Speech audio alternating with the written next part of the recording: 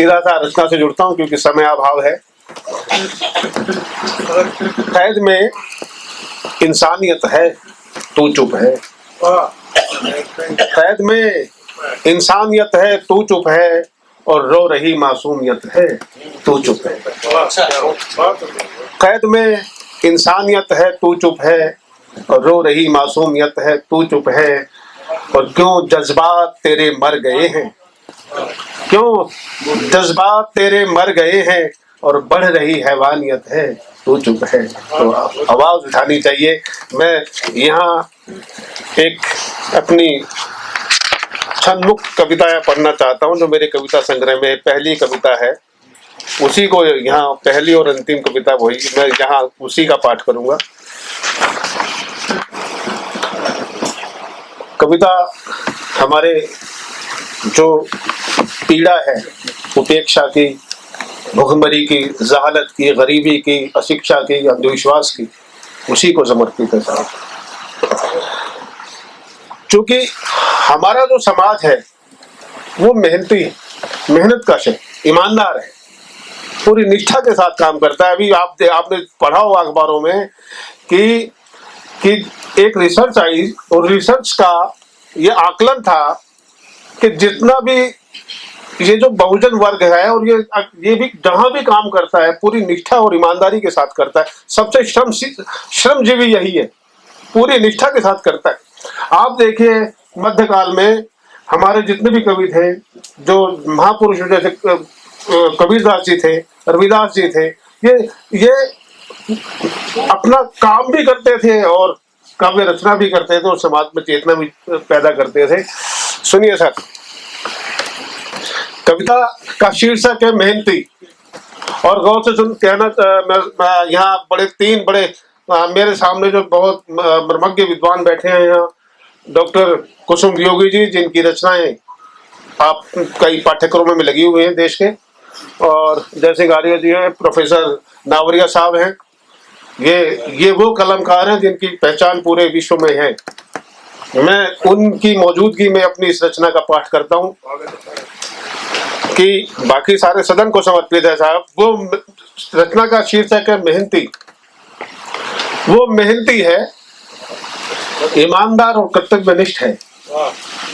वो मेहनती है क्योंकि जब तरन्नुम में पढ़ते हैं ना तो उसका मजा कुछ और होता है। मैं बड़े विशुद्ध साहित्यिक रचना पढ़ रहा हूँ। वो मेहनती है, डॉक्टर नावरिया जी, वो मेहनती है, ईमानदार और कर्तव्यनिष्ठ है। उसके बिना इमारत या महल खड़े नहीं होते। उसके बिना इमारत या महल खड़े नहीं होते। वो ना होता तो लकड़ी के फर्नीचर, नाव, जूते, चप्पल और कपड़े तक नहीं बनते। वो ना होता, हमारे लोग बनाते हैं, देखिए आप। वो ना होता तो लकड़ी के फर्नीचर, नाव, जूते, चप्पल और कपड़े तक नहीं बनते। कौन करता ड्राई क्लीन महंगे कंबल और सूट? कौन करता ड्राई क्लीन महंगे कंबल और सूट? उसकी गैर मौजूदगी हमें खूबसूरत शहर से और वातावरण से वंचित कर देती। आप देखते हो जब कई बार सफाई कर्मचारी काम नहीं करते, वो जब अपना आंदोलन छेड़ते तो तनख्वाहें नहीं मिलती। सड़कों पे जो कूड़ा जमा हो जाता है, इकट्ठा हो जाता है सारी, तो उसकी गैर मौजूदगी हमें खूबसूरत शहर या वातावरण से वंचित कर देती। लोहे की निर्मित वस्तुएं भी नहीं होती। कौन काटता केश?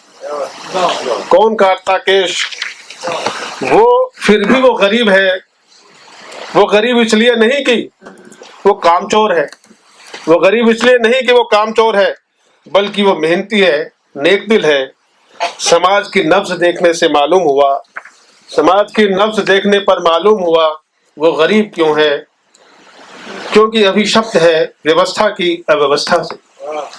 क्योंकि अभिशप्त है व्यवस्था की अव्यवस्था से, और वो असहाय हो गया है।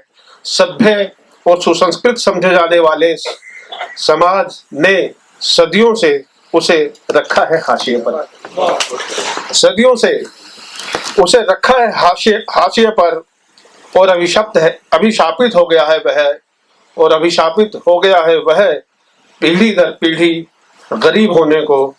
कसूर इतना भर है उसका कि वो मेहनती है और मेहनत करता है। अब जयपाल सिंह भमोरिया जी पधार चुके हैं,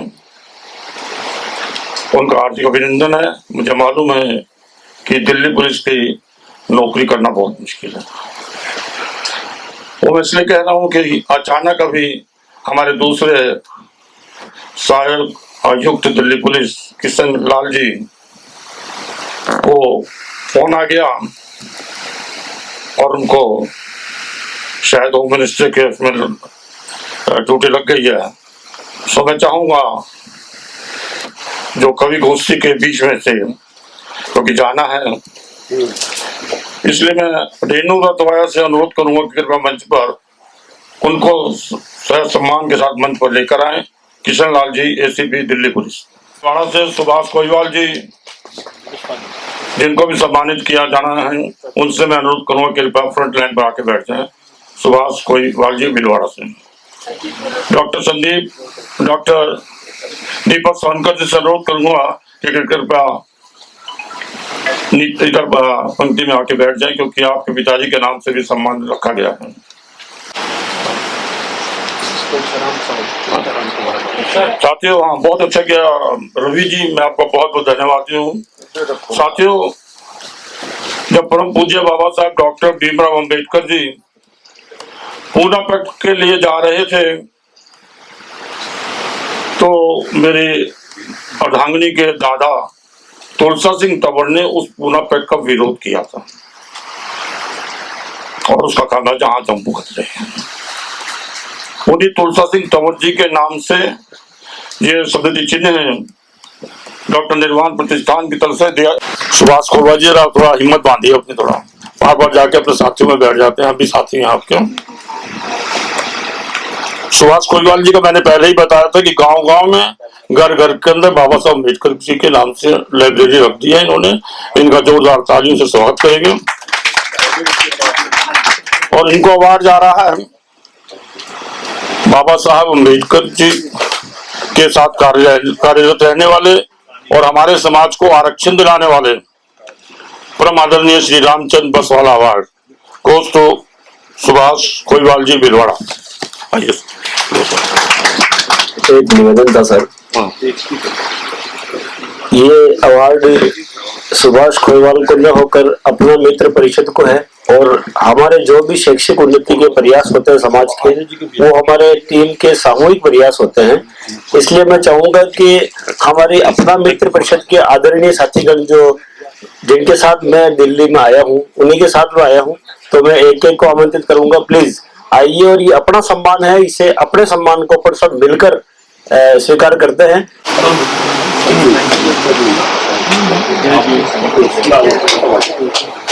ये थोड़ा सम्मान कोई बात नहीं। आओ, अरे जी कहाँ हूँ? हाँ, 2 मिनट। Thank you. लगता है भीलवाड़ा परिवार ने दिल्ली को पूरा कब्जा कर लिया आज तो। बहुत बहुत धन्यवाद सभी का। प्रोफेसर डॉक्टर कुसुम योगी जी को सम्मानित किया जा रहा है। Thank you sir. क्योंकि ये साहित्यकार हैं और साहित्यकार के नाम से ही पुरस्कार दिया जा रहा है। क्योंकि मेरे ऊपर आरोप नहीं लगा सकता कि मैं जिस समाज में पैदा हूँ सिर्फ उसी की बात करता हूँ। जो बाबा साहब अम्बेडकर के चरणों में बैठे, मैं उन्हें से नमन करता हूँ। रजनीश तिलक अवार्ड, इस विषय में एक नाम छूट गया है, अगली बार जोड़ दिया जाएगा ओम प्रकाश वाल्मीकि जी का नाम, जब नेक्स्ट टाइम मैं प्रोग्राम करूंगा। तो डॉक्टर कुसुम विजोगी अवार्ड रजनी तिलक अवार्ड के नाम से दिया जा रहा है कुसुम विजोगी जी को। पता नहीं क्यों लगते हैं विजोगी। एक और मैं बता दूं, पहली बार जब मिला तो मैं आश्चर्य हुआ, मैं तो समझा कोई नारी है कुसुम, देखा तो कुछ और ही मिला मुझे। ये तो हमारे साथ हर बार होता है। सोलर की बहुत बधाई है। लंबे समय तक इन्हें महिला ही समझते रहे। बहुत बढ़िया। देखिए मैं नहीं कह रहा, तो राजेश जी को आइए सर और देखो ऊपर।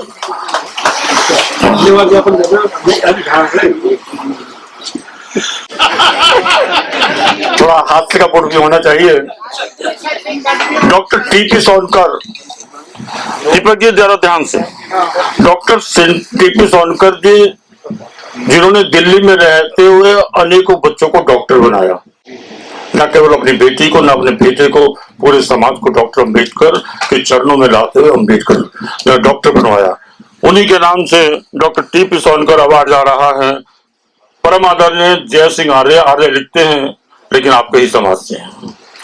डॉक्टर जय सिंह आर्य जी प्लीज।